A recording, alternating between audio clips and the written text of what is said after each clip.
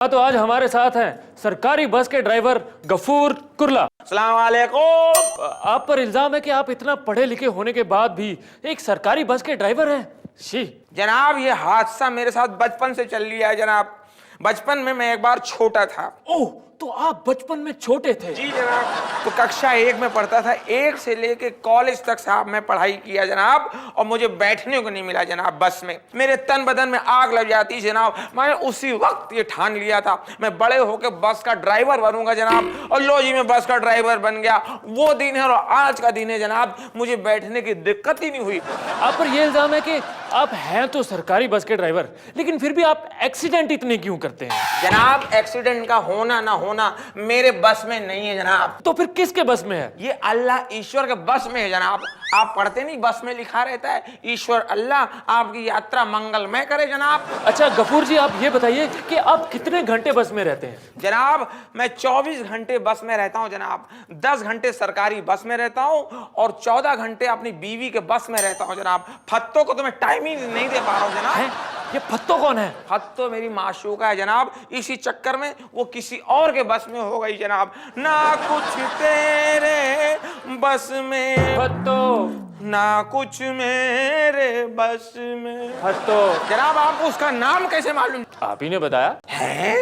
आज हमारे साथ है एक बहुत ही महान नेताजी। आप पर पहला इल्जाम यह है कि आपने जो बड़े बड़े दावे किए थे कि आपके एरिया में सीसीटीवी कैमरा लगे हुए हैं, उन कैमरास की वजह से जो है आपके एरिया में चोरियां नहीं होंगी। क्या ऐसा कुछ हुआ? कसम चार मीनार की चोरियां बंद हो गई ना पब्लिक की। अभी हम लोग जितनी बार सीसीटीवी कैमरा लगाते, चोरा आते, वो कैमरा ही चोरी कर ले जाते। आप पर एक इल्जाम और है। आपकी यूनाइटेड पार्टी जो है वो 2 साल में 4 बार टूट चुकी है। जितने भी बड़े नेता थे वो सब आपकी पार्टी छोड़कर जा चुके हैं। अब आप ये दावा कैसे कर सकते हैं कि आपकी पार्टी जो है दोबारा नहीं टूटेगी? कसम चार मीनार की, अभी दोबारा हमारी पार्टी नको टूटती रे बाबा, क्योंकि पूरी पार्टी में मैं अकेला है। नेताजी, आप पर एक इल्जाम और है। आपने स्लम की तरक्की के लिए बहुत बड़ी बड़ी डींगे हाँकी थी। क्या उनकी कुछ तरक्की हुई? कसम चार मीनार की, हमारे एरिया में क्या तरक्की हुई भाई। पहले स्लम 2 एकड़ में था भाई, आजकल 5 एकड़ में फैल गया ना भाई। और कितना तरक्की होना। हाँ, तो आज हमारे साथ है रेलवे मिनिस्टर जनता बनर्जी जी। आप पर इल्जाम है कि आपने भालू जी के ड्रीम प्रोजेक्ट मैग्नेटिक फील्ड से चलने वाली ट्रेन का प्लान जो है वो कैंसिल कर दिया। ऐसा क्यों किया आपने? कीड़े कीड़े? अरे बाबा, गुंडा बदमाश हम बोल रहा है ये सब। कैन बोल चीज? नो, आई डोंट लाइक चीज। अरे बाबा, हम बोल रहा है जो भालू जी है उनका ड्रीम प्रोजेक्ट एकदम बकवास है। वो क्या बोला कि चुंबक का ट्रेन लाएगा। अरे बाबा, ये लोहे की पटरी के चुंबक का ट्रेन ऊपर ऊपर दौड़ेगा, उसको टच नहीं करेगा तो बीच में से हवा निकल गया और स्लिप हो गया, ट्रेन पलट गया तो कौन जिम्मेदारी लेगा? हम रेलवे वाला कितने लोगों को मुआवजा देगा रे गुंडा बदमाश। आप पर अगला इल्जाम यह है कि रेलवे भर्ती के बोर्ड में जो क्वेश्चन पेपर होते हैं वो अक्सर लीक हो जाते हैं। ऐसा क्यों होता है? जहाँ सब हम क्या किया, प्रश्न पत्र लीक होता है ना, उधर से हम सिक्योरिटी मैन को हटा दिया। अब उसकी जगह पे हम प्लम्बर को रख दिया। प्लम्बर रहेगा, प्लम्बर रहने से एकदम टाइट रखेगा तो प्रश्न पत्र कैसा लीक होगा रे। आप पर अगला इल्जाम यह है कि अक्सर लोग ट्रेन से कूदकर अपनी जान दे देते हैं। आप उस पर कोई बयान क्यों नहीं देती हैं? ट्रेन के आगे पटरी पे कूदता है वो अच्छा बात नहीं है। अगर आपको ऐसा करना है तो पहले टिकट खरीदो, ट्रेन में बैठो, ट्रेन चलेगा, वो काम रेलवे करेगा। आज हमारे स्टूडियो में तशरीफ लाए हैं एक बहुत मशहूर नेता। सर, हम आपके ऊपर एक डॉक्यूमेंट्री बनाना चाहते हैं। क्या बनाना चाहती हैं? डॉक्यूमेंट्री। आपको कैसे मालूम कि हम पहले डाकू रहे हैं, बाद में हम मंत्री हुए? अच्छा सर, ये बताइए कि आप लोग 1 साल के अंदर अपने डिपार्टमेंट से रिजाइन देके दूसरा डिपार्टमेंट क्यों ज्वाइन कर लेते हैं? भाई देखिए, अपने यहाँ जो भी मंत्रालय है उसमें पैसा ही इतना होता है कि 1 साल तक नेता सेवा कर सकता है, अपनी अपने रिश्तेदारों की। सर, आजकल मैक्सिमम नेता अनपढ़ क्यों हैं? 75% लोग अपने देश में अनपढ़, जी। तो उनको लीड करने के लिए उनका नेता भी अनपढ़ होना चाहिए। मगर क्यों? भाई इससे दोनों लोग एक दूसरे को समझ लेंगे, काम करना आसान होगा। सर, हमने सुना है कि आप किसानों के बीज तक खा जाते हैं। भाई इंसान है तो बीज खाएंगे, अनाज खाएंगे, उनसे पूछिए जाके जो जानवरों का चारा खा गए हैं। नमस्कार, आज हमारे साथ स्टूडियो में है एक हारे हुए नेता। चलिए उनसे पूछते हैं कुछ सवाल। आदाब। आदाब मोहतरमा। सर, आप सबसे पहले ये बताइए कि आपने कहा कि आप इलेक्शन इसलिए हार गए कि आप किसी बात का शिकार हो गए थे, तो किस बात का शिकार हो गए थे आप? भाई मेरा खून खौल लिया है मोहतरमा, मेरा दिमाग खराब हो गया है। मैं शिकार हो गया सही काउंटिंग का, सही गिनती हो गई, लो जी मैं हार गया। सर, लेकिन आपके बंदों ने तो जमकर बूथ कैप्चरिंग की थी, फिर भी आप हार गए। एक से एक बावले सब मेरी पार्टी में जमा हो गए।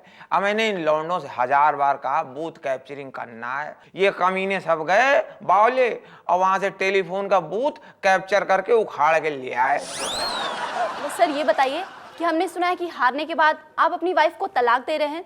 आप मेरी बेगम की बात कर रही हो? जी। मेरी बेगम का मत लियो बेवफा। अब जब रिजल्ट आए चुनाव के तो मुझे टोटल 1 वोट मिला है। अब 1 वोट तो मैंने खुद डाला है।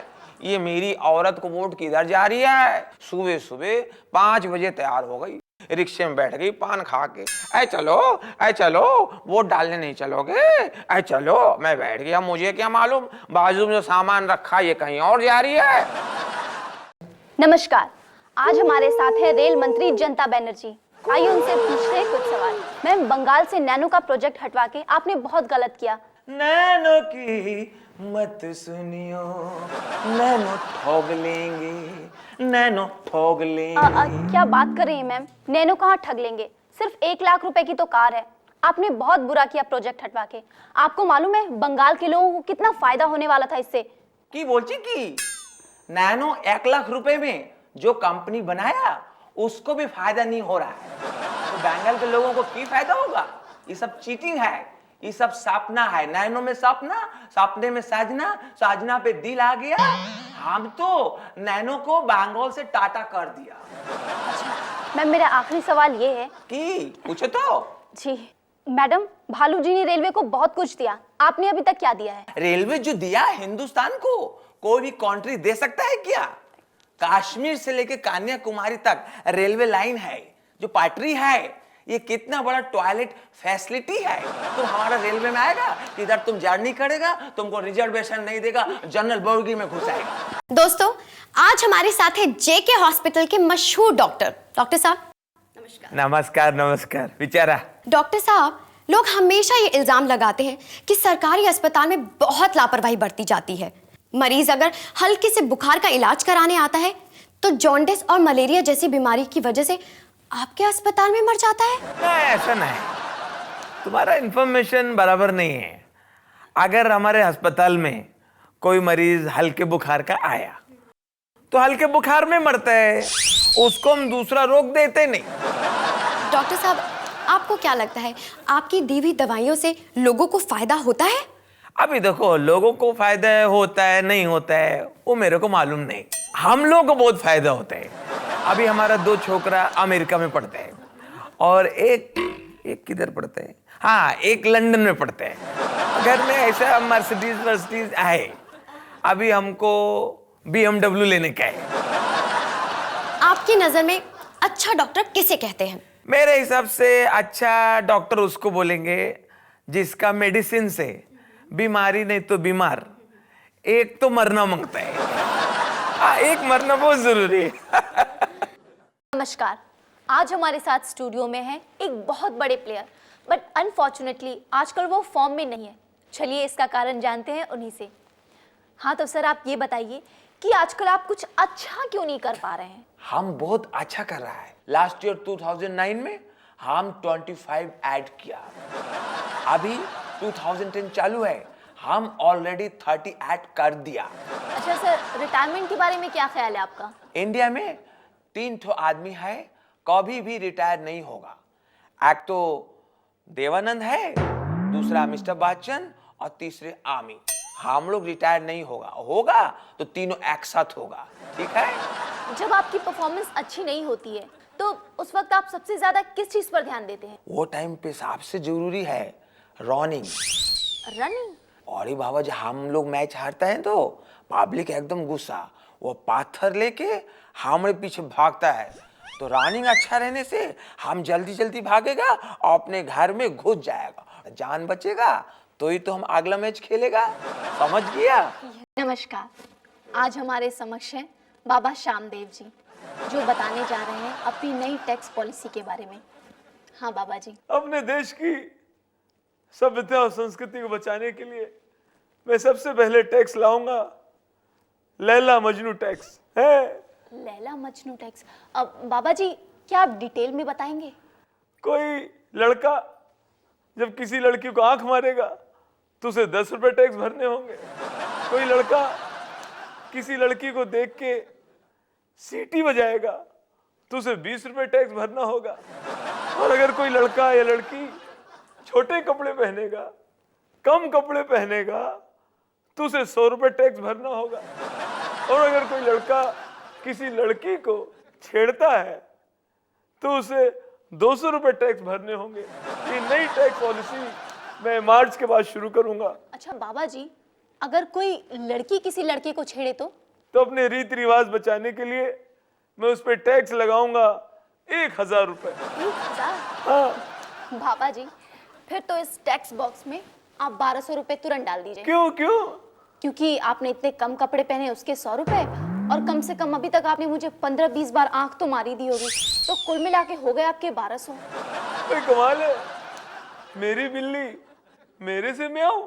मुसाफिर हूँ यारो भाई साहब, ना घर है ना ठिकाना भौजी, हमें बस से जाना है, बस जल्दी आना। और तुझे नहीं पता? हाँ। पूरे शहर में धारा 144 लगी हुई है। अच्छा।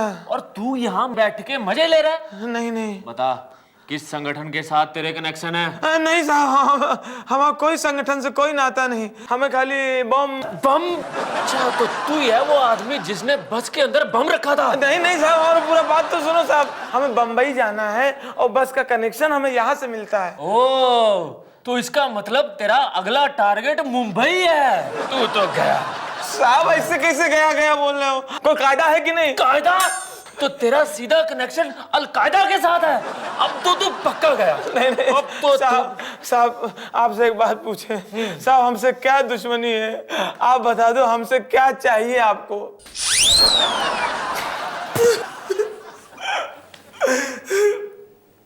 जो फोड़ते हैं बम वो नहीं जाते पकड़े, और आम आदमी की पुलिस उतार लेती है कपड़े। नमस्कार। दोस्तों, मैं जो कुछ भी कर रहा हूँ अपने देश के लिए कर रहा हूँ। मैंने अपने देश के लिए बड़े बड़े स्कूल खुलवा दिए हैं, मैंने अपने देश के लिए बड़ी बड़ी फैक्ट्रियां लगवा दी हैं, मैंने अपने देश के लिए नई नई तकनीक के अस्पताल भी खुलवा दिए हैं। क्योंकि देशवीर इनके लड़के का नाम है। अच्छा, तो ये सब अपने बेटे के लिए कर रहे हैं। भाइयों और बहनों, मैं ये कह रहा था कि मैंने तो सफाई अभियान भी शुरू कर दिया है, बल्कि मैंने तो खुद झाड़ू उठा के, झाड़ू लगा के सफाई अभियान शुरू कर दिया है। मैंने तो महात्मा गांधी मैदान में सफाई कर भी दी है। और करोड़ों रुपए जो केंद्र सरकार से मदद मिली है उसकी भी सफाई कर दी। मैं थोड़ा सा इमोशनल हो गया हूँ, क्योंकि मेरे पे हमेशा से ये इल्जाम लगता रहता है कि मैं ऊपरी कमाई खाता हूँ। पर दोस्तों, मैं भगवान की सौगंध खा के कहता हूँ कि मैंने आज तक ऊपरी कमाई नहीं खाई है। जब भी खाई है अंडर द टेबल खाई है। भाइयों और बहनी नहीं आई? बहनों की चिंता है, ये रक्षाबंधन प्रेमी है। हाँ। कोई बात नहीं। सिर्फ भाइयों, मैं वादा करता हूँ कि इस बार अगर चुन लिया गया तो गरीबी हमेशा के लिए दूर हो जाएगी। इनके परिवार की। बस्ती के एक एक घर में रोशनी पहुंचा दूंगा। ये हम लोग मोमबत्ती पकड़ाएंगे बस। और इतना ही नहीं दोस्तों, एक एक घर में पानी की पाइपलाइन बिछा दूंगा, ये मेरी गारंटी है। हाँ, उन पाइपों में पानी नहीं होगा, ये मेरी गारंटी है। भाइयों, अगर मैं जीत गया तो इस एरिया के सड़कों के गड्ढे बारिश तक भर जाएंगे। बारिश के पानी से। बोलिए। दोस्तों, मैं सिर्फ इतना ही कहना चाहूंगा कि अगर मैं जीत गया तो आपके घरों में पैसा ही पैसा होगा, क्योंकि रुपया तो यही लोग लूट ले जाएंगे।